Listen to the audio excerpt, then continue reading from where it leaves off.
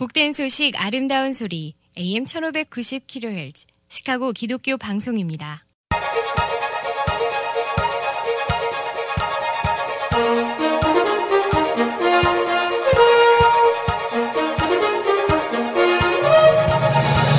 김정일 해설위원의 시사 해설.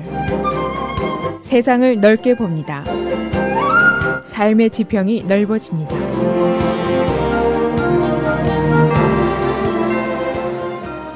시사해설입니다. 미국의 증시가 어제 크게 폭락을 했습니다. 여기 뒤이어서 아시아 그리고 유럽 증시도 동반 하락을 해서 국제사회의 증시가 모두 몸살을 앓았습니다. 지금 미국은 기업들의 소득이 높고 실업률은 낮고 거의 모든 경제지수가 좋은데 왜 갑자기 증시가 곤두박질을 쳤을까? 그런 질문이 나오게 됩니다. 그 답은 경제는 순환이기 때문이다. 그렇게 할 수가 있습니다. 뜨거우면 식혀야 되고 또 차지게 되면 불을 지펴야 합니다. 근년에 이제 미국의 경제 강세가 계속이 되면서 인플레이션 우려가 높아지고 있습니다. 따라서 페더럴 리저브가 금리를 높이면서 돈의 수위를 조정해 왔었습니다. 리세션 이후에 거의 0% 금리로 아주 싼 돈을 사용해 왔던 미국 경제가 최근에 과열 증세를 보이면서 실업률은 49년 만에 최저치를 기록하고 기업들의 평균 소득은 한 20% 정도나 됩니다. 그래서 페더럴 리저브가 금리를 2015년 이후에 8번이나 높여왔고 아마도 금리 인상은 당분간 더 계속될 것으로 예상이 됩니다. 만약 그렇게 하지 않으면 경제가 과열되고 인플레이션에 빠지게 되기 때문입니다. 그러니까 일주일 전만 해도 다우존스 지수가 27,000포인트를 초과하는 강세였었는데 그러나 금리가 계속 올라가고 반드 시장의 이자가 올라가고 투자자들이 냉각기를 갖게 된 것이다. 이것이 증시 폭락의 현상이라고 볼 수가 있습니다. 어제 다우존스가 3.2%나 하락했고 기술주인 나스닥이 4% 떨어졌고 S&P가 3.3% 그리고 애머존은 6%나 떨어졌습니다. 2016년도 6월 브렉시트 이후에 가장 큰 폭의 하락이었습니다. 이 소시민들에게는 어떤 영향이 미칠 것인가? 미국 증시에 직접 또는 간접적 은퇴연금이라든가 이것을 투자한 사람이 54% 정도밖에 되지 않습니다. 나머지는 투자 여유가 없다고 볼 수가 있습니다. 그러나 이들도 이 영향권에서 완전히 자유스럽지는 못합니다. 금리가 상승하고 재무부 국채가 올라가고 그렇게 되면 모기지가 올라가고 그렇게 되면 주택 거래가 부담이 생기고 자동차 구입에도 어려움이 따르게 됩니다. 그래서 오늘은 어제 일어났던 증시의 폭락의 내용은 어떤 것인지 원인은 무엇인지 앞으로의 경제 전망은 어떤 것인지 정리를 해보겠습니다. 간단히 경제를 등식으로 정리하면 이렇습니다. 미국의 경제는 지금 아주 강세입니다. 그리고 페더럴 리저브는 과열 현상을 감시하면서 인플레이션 현상에 대한 우려를 가지고 있습니다. 그래서 금리를 계속해서 조금씩 올리고 있습니다. 그리고 일부 투자자들이 이제 증시에서 투자를 꺼리고 소극적으로 돌아서는 현상을 어제 보였습니다. 대신에 가장 안전한 재무 국채로 돈이 돌아갈 수도 있고 또 금리가 올라가면은 주택이라든가 자동차 산업에 부담이 생깁니다. 서민들이 직접적으로 영향을 받을 수 있는 부분이 바로 여기입니다. 그리고 금리 인상 요인 중에는 정부가 재무부 국채를 더 매각하려는 이유도 있습니다. 정부는 지금 국가 부채가 늘어나고 지출도 늘어나고 텍스 컷 감세로 인해서 세수 부족을 이제 충당해야 되는데 그렇기 때문에 국채를 더 찍어내야 됩니다. 그러면 이자를 더 줘야 되는데 이 이자가 바로 모기지 금리 그리고 일반 론 금리를 좌우하게 됩니다. 일단 미국 경제는 이제 강세가 계속이 되고 있습니다. S&P 500의 4분의 3이 이번 분기 기업 이득이 20%에 가까울 것으로 예상이 되고 있습니다.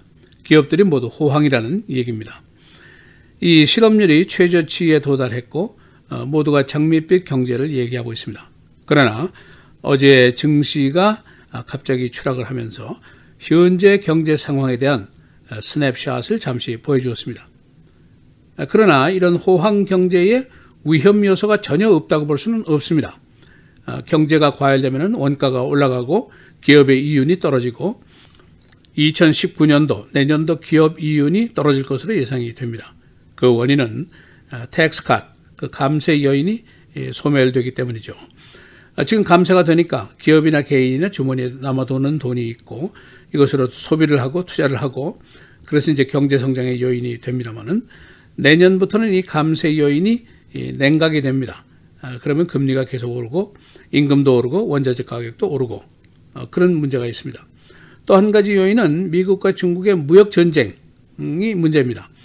미국과 중국은 뭐 세계 최대의 경제 대국인데 이 힘겨루기가 단칼에 결판이 안 날 수도 있다 하는 예상이 있습니다. 장기전도 가능할 것으로 예상이 됩니다. 그래서 IMF가 어제 내년도에 미국과 중국의 경제 성장률을 하향 조정을 했습니다. 이것도 투자자들에게는 좋은 소식이 아니라고 볼 수가 있습니다. 요즘 미국을 이제 두 개의 미국이다 그렇게 잘들 부르고 있습니다. 이념상으로 보수 진보가 갈려서 정치, 경제, 사회, 문화 모두 전혀 다른 시각으로 현상을 보고 다른 시각으로 해법을 찾고 투쟁을 계속하고 있습니다. 또 한 가지 경제적으로 두 개의 미국이 있습니다.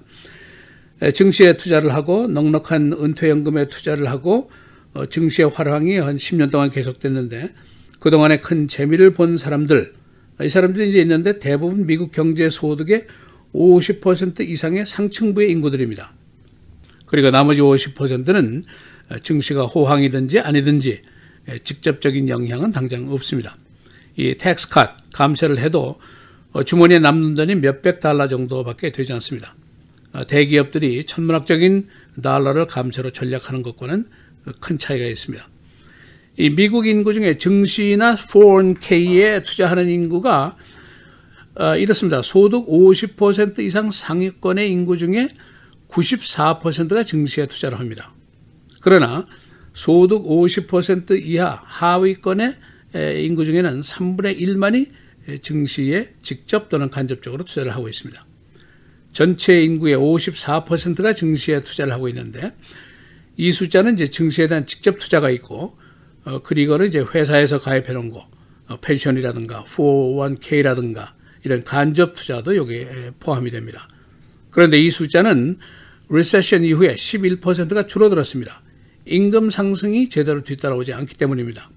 그래서 바로 진보 측에서는 감세가 부익부 빈익분의 요인이다 라고 불평을 하고 있는 겁니다. 금리가 인상된다는 것은 양날의 칼 같은 것이라고 볼 수가 있습니다. 첫째는 미국 경제가 강세라는 것의 표현입니다.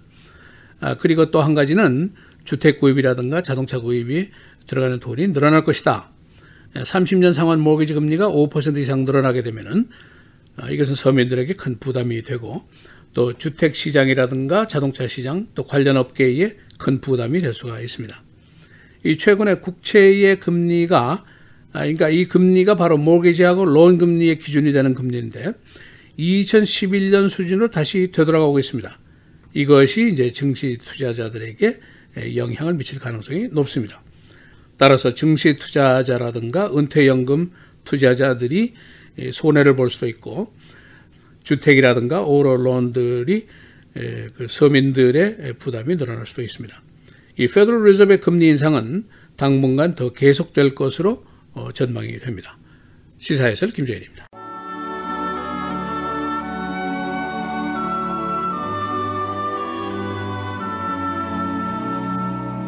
어떤 의심하는 자들을 긍휼히 여기라. 또 어떤 자를 불에서 끌어내어 구원하라.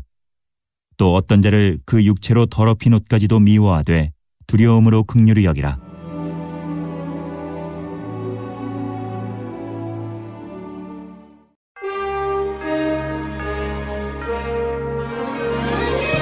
(10월 11일) 목요일 헤드라인 오늘의 주요 뉴스입니다.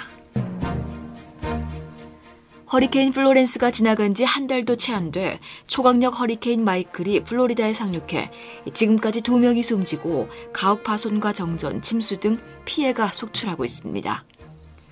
강한 바람에 쓰러진 나무가 가옥을 덮치면서 졸지아주와 플로리다주에선 어린이와 남성 등 2명이 숨졌습니다.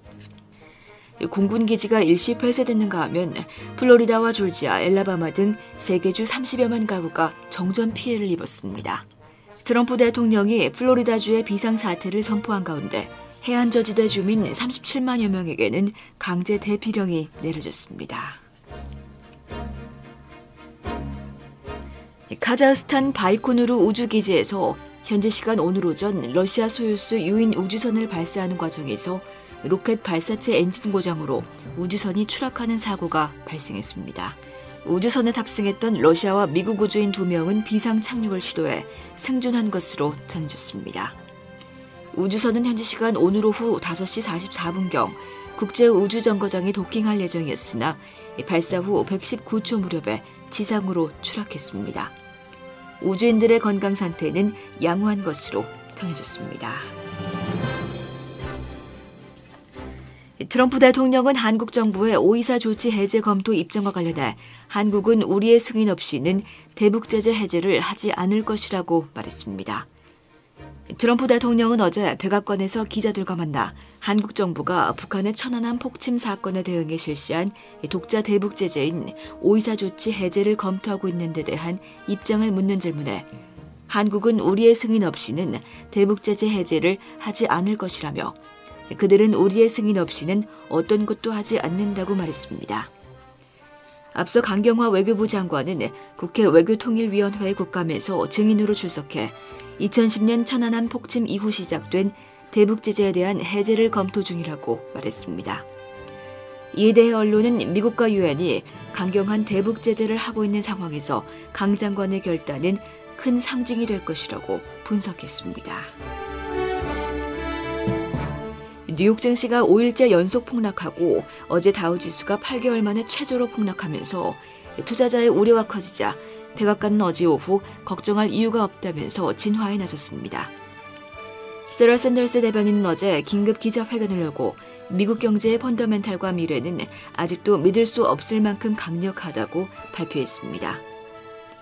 어제 뉴욕 증권거래소에서 808.68포인트 급락해 25,621.89에 장을 마감했습니다. 한편 트럼프 대통령은 금리 인상에 대한 우려 등으로 어제 뉴욕 증시가 5일 연속 폭락한 데 대해 강한 어조로 연방준비제도 이사회를 비난했습니다. 시카고 북부 지역에서 카제킹 사건이 잇따라 일어나 경찰이 긴장하고 있습니다. 최근 시카고에서 6건의 카제킹 사건이 계속 발생했는데 복수의 범인들은 운전자의 주의를 분산시킨 후에 자동차를 탈취해 도주하는 수법을 쓰고 있습니다. 경찰은 이 범죄를 막기 위해 자동차 번호판 스캐너를 순찰차에 장착했습니다.